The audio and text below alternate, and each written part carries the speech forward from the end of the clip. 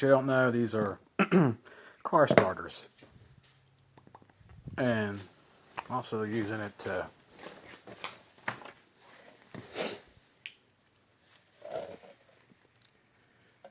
sharpen my chainsaw blade.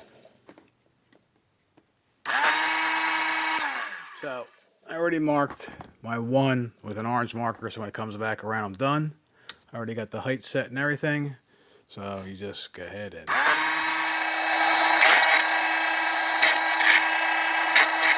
three times.